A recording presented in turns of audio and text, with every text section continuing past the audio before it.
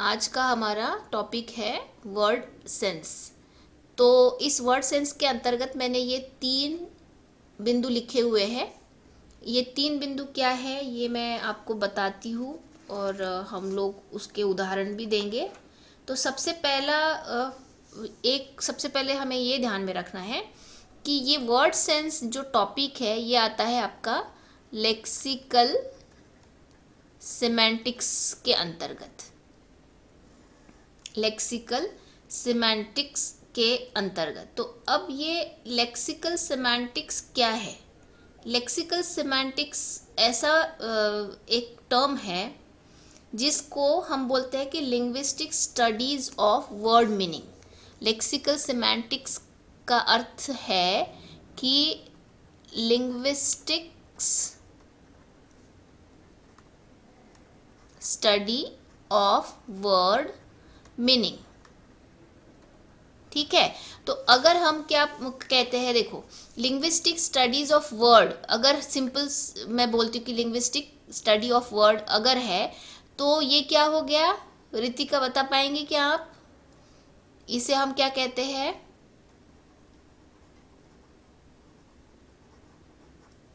Morphology.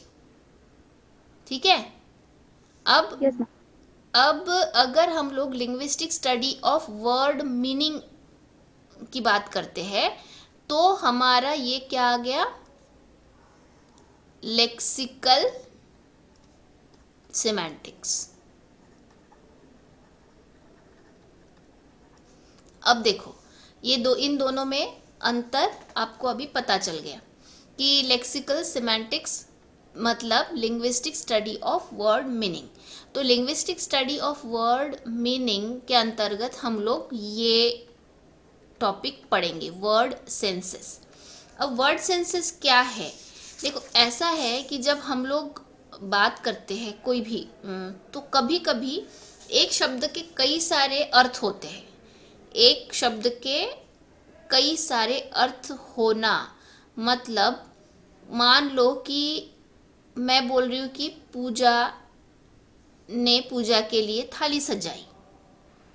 तो यहाँ पर पूजा ने पूजा के लिए थाली सजाई, ये पूजा है क्या?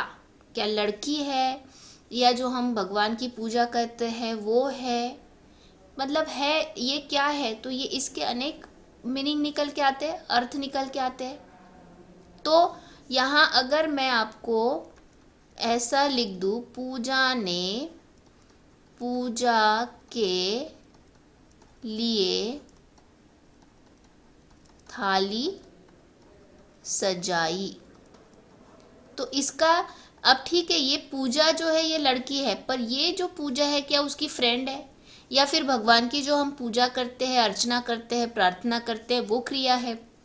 ये समझ में नहीं आ रहा है ना यहाँ पर रितिका? आपको समझ में आ रहा है क्या? नहीं मैम, नहीं आ रहा। नहीं आ रहा है। देखो ये अगर जब तक सिचुएशन क्लियर नहीं होती आपको तो आप वो समझ ही नहीं सकते हैं। जैसे पूजा नाम की लड़की है जो मंदिर में गई है तो हम बोलेंगे कि भैया वो पूजा अर्चना के लिए थाली सजाई है। अब पूजा नाम की लड़की है और वो पूजा नाम की उसकी फ्रेंड आई है और उसको कुछ खाना खिलाने वाली है, तो मैं क्या बोलूँगी? पूजा ने पूजा के लिए थाली सजाई। जैसे आप दोनों भी रितिका रितिका है, वैसी वैसी मामला हो जाएगा। तो पूजा ने पूजा के लिए थाली सजाई, इस पर से ये पूजा का जो अर्थ है ये हम समझ नहीं पा रहे हैं। इसका जो अर्थ है, इसका जो मीनिंग है, इसका जो सेंस है वो हम लोग नहीं समझ पा रहे हैं। इस वजह से हम इसको कैसे समझेंगे, किस प्रकार से समझेंगे, उसकी क्या कैटेगरीज है, ये सब हम लोग वर्ड सेंस के अंतर्गत सीखेंगे। ठीक है ना? तो अब होता है कि वर्ड सेंस में जो मेन जो मुद्दा है या फिर मेन जो सबसे पहला प्रकार है होमोनिम्स। होमोनिम्स के अंतर्गत होमोफोन्स और होमोग्राफ्स आते हैं। तो सबसे पहले यहाँ पर जो उदाहरण है मैं ले रही हूँ बैंक का, बहुत ही फेमस उदाहरण है, बहुत प्रचलन में उदाहरण है। इसको हम बोलते हैं होमोनिम। बैंक को हम लोग बोलते हैं होमोनिम। अब ये बैंक शब्द जो है वो होमोनिम कैसे हो गया? होमोनिम के हिसाब से देखो, बैंक का मतलब होता है जो बैंक जहां पर आप पैसा रखते हैं, इसका मतलब है फाइनेंशियल इंस्टीट्यूशन। और दूसरा जो बैंक है वो है आपका कौन सा बैंक? River bank. तो अब देखो, इस बैंक में और इस बैंक में अगर मैं बोलती हूँ तो फर्क कुछ नजर आ रहा है ना? स्पेलिंग का फर्क है ना, कोई उच्चारण का फर्क है, कुछ है इसमें? कुछ भी नहीं है। नहीं है मैम। हम्म। अब वैसे ही मैं अगर बोलती हूँ कि आम आदमी, अब ये जो आम है इसका मतलब क्या है? देखो, आम एक फल भी है और आम का मतलब सामान्य भी होता है या नहीं? Yes ma'am. तो ये हमें समझ में नहीं आता है। समझ में मतलब देखो, तुम और मैं समझ पाओगे पर कंप्यूटर कैसे समझेगा? कंप्यूटर को तो हमें समझाना पड़ेगा ना, उसका तो अपना दिमाग नहीं है, उसकी अपनी अकल नहीं है। तो आम का अर्थ हमें उसको समझाना पड़ेगा, किस तरीका का आम है ये। जैसे कि बैंक का अर्थ भी समझाना पड़ेगा, पूजा का अर्थ भी बताना पड़ेगा। वैसे ही अब देखो, जैसे मराठी में हम्म,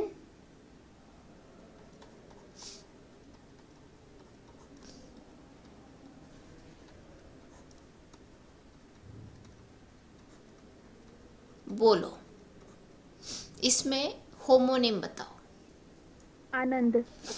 क्या आनंद भाई? मतलब लड़का भी हो सकता है और खुशी वाला आनंद भी। Very good. और बताओ। आले। यस। आले का मतलब है आने की क्रिया, और आले का मतलब है अदरक। Yes ma'am. है या नहीं? तो इस तरीके से आले का मतलब है अदरक, और यहाँ पर आनंद का मतलब क्या है? एक तो लड़का भी हो सकता है, और आपकी एक आनंद की भावना भी यहाँ पर आप व्यक्त कर रहे हैं। हम्म, ये देख सकते हैं आप। तो आनंद जब लड़के का नाम लिखते हैं तो भी वैसे लिखते हैं, और अगर हमें भावना भी कहीं आनंद वाली भावना व्यक्त करनी है तो वो भी हम लोग वैसे ही लिखते हैं। आले का मतलब वैसे ही होता है, जो अदरक है वो भी, और दूसरा है आपका आने की क्रिया। ठीक है? तो ये जो है आने की क्रिया, या फिर जो भी अदरक है, या फिर लड़का, या फिर आनंद की भावना है, ये सारे क्या है? ये सारे होमोनिम्स है। होमोनिम्स है। अब देखो कि इस होमोनिम में मैंने यहाँ दो प्रकार लिखे, होमोफोन्स और होमोग्राफ्स। तो होमोफोन्स का मतलब क्या है और होमोग्राफ्स का मतलब क्या है, ये हम लोग समझेंगे। ये देखो, मैं अगर तुम्हें कुछ उदाहरण देती हूँ होमो फोन्स के, तो होमोफोन्स का मतलब ये होता है कि जिनका फोनेटिक उच्चारण एक जैसा रहता है। होमोफोन्स हम किसे कहेंगे? होमोफोन्स ऐसे शब्द है जिनका जो उच्चारण है वो समान रहेगा,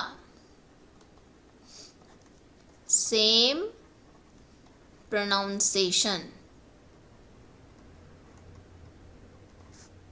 ठीक है?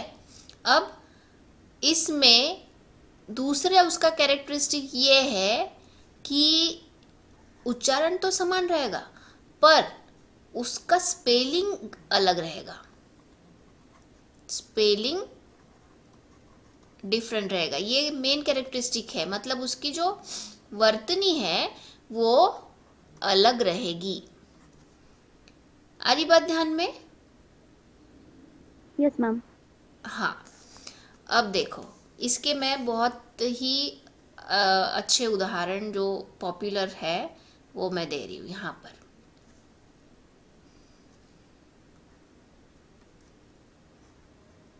उच्चार करो। करो बेटा, उच्चार ये तीनों शब्दों का और बताओ। Homonyms, पॉलीनेम्स and मेटानेम्स। ना बेटा, ये जो 3 शब्द मैंने लिखे हैं उसका उच्चारण करो। Two two two. हाँ, मैंने होमोफोन्स के बारे में क्या बताया अभी आपको बताओ। मैम मतलब वो सुनने को सेम ही रहते हैं और और समझ मतलब उनके मीनिंग अलग अलग रहते हैं। और एक वर्ड और दो। क्या बताया मैंने।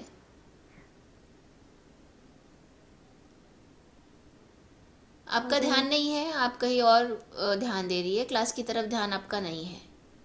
ठीक है, हम लोग यहीं पे रुक जाते हैं।